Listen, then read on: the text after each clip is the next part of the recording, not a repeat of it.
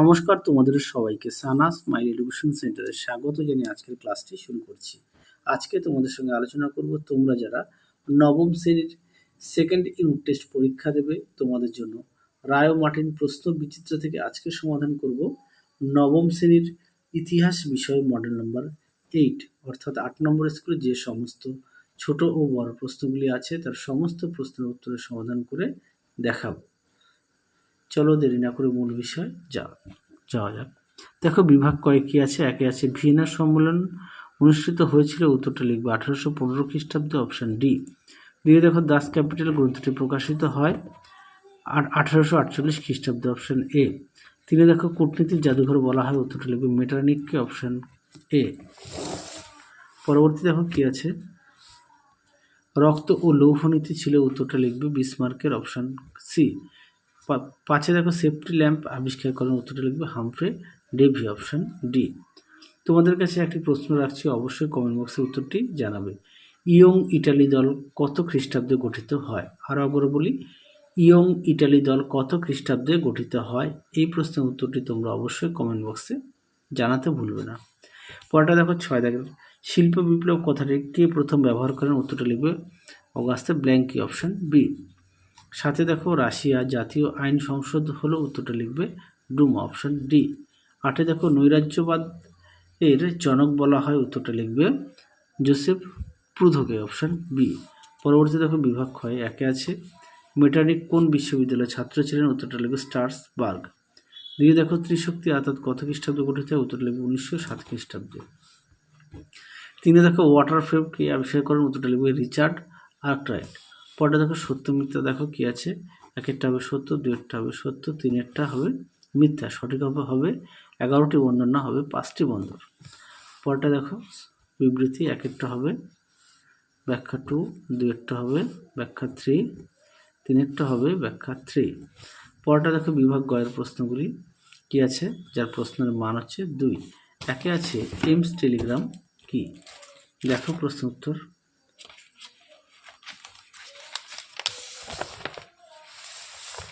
দেখে নাও তার উত্তর, সুন্দর করে দেওয়া আছে, তোমরা অবশ্যই পড়ে নিয়ে লিখবে।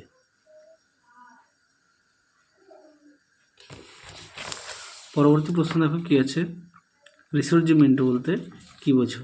দেখো প্রশ্ন উত্তর,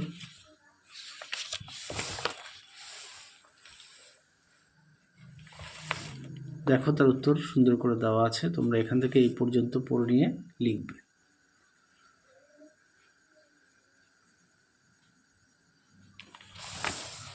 পরবর্তী দেখো প্যারিস কমিউন কি?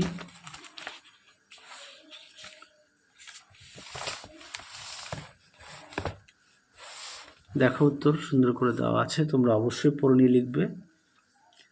উত্তরটি এখান থেকে লিখবে, এখান থেকে এই পর্যন্ত পড়ে নিয়ে লিখবে। পরবর্তী দেখো ফ্যাক্টরি বা কারখানার কথা বলতে কি বোঝো? দেখো প্রশ্ন উত্তর, তোমরা এখান থেকে এই পর্যন্ত পড়ে নিয়ে লিখবে।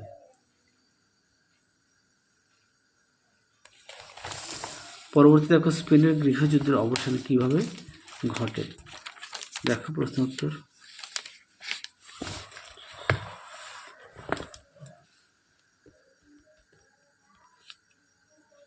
আমি এই অবসানের মধ্যে ফলাফলটা দেখালাম, হ্যাঁ তোমরা একটু দেখে নিও, এছাড়া পাঠ্য বই থেকে একটু দেখে নিও। পরবর্তী প্রশ্ন দেখো কি আছে, বিভাগ ঘয়ের প্রশ্ন, যার প্রশ্নের মান 4। একে আছে ফ্রান্সের জুলাই বিপ্লবের প্রভাব আলোচনা করো। দেখো প্রশ্ন উত্তর,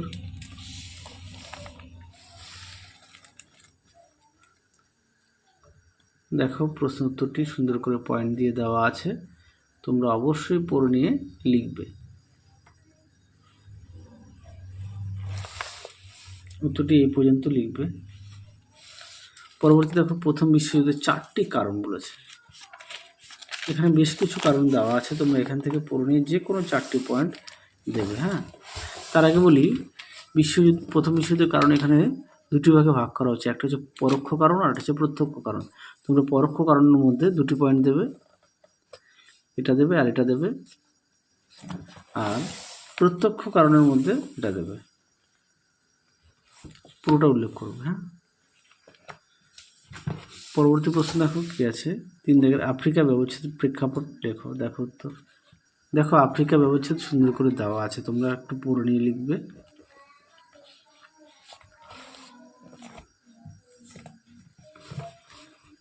পরবর্তী প্রশ্ন দেখো, বিভাগ উময়ের 1 আছে, বিশ্ব ইতিহাসে 1870 খ্রিস্টাব্দের তাৎপর্য নিরূপণ করো। উত্তরটি দেখো, দেখো প্রশ্নটি, তার উত্তরটি দেখো, দেখে নাও। তোমরা অবশ্যই পয়েন্ট দিয়ে লিখবে,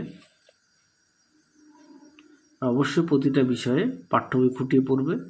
এবং আগের ভিডিওতে তোমাদের সমস্ত বিষয়ের সাজেশান দেওয়া আছে সেকেন্ড ইউনিট টেস্টের পৃষ্ঠার নম্বর সহ, তোমরা অবশ্যই দেখে নিও যাতে তোমাদের খুঁজতে সুবিধা হয়, সেই কারণে পৃষ্ঠার নম্বর দেওয়া আছে।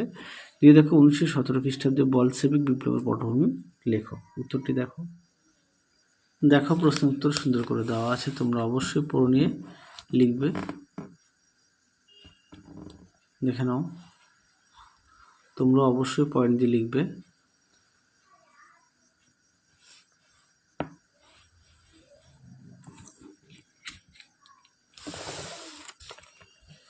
দেখো এই পর্যন্ত উত্তরটা লিখবে। পরবর্তী প্রশ্ন দেখো, মেটার্নিক ব্যবস্থা পরিচিত কেন তা ব্যর্থ হয়েছিল। দেখো উত্তর, দেখো প্রশ্ন উত্তর।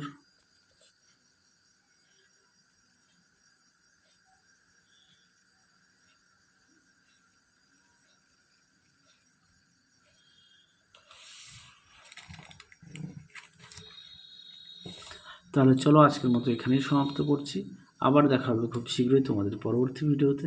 তোমরা সবাই সুস্থ থেকো, ভালো থেকো, আজকের মতো টাটা।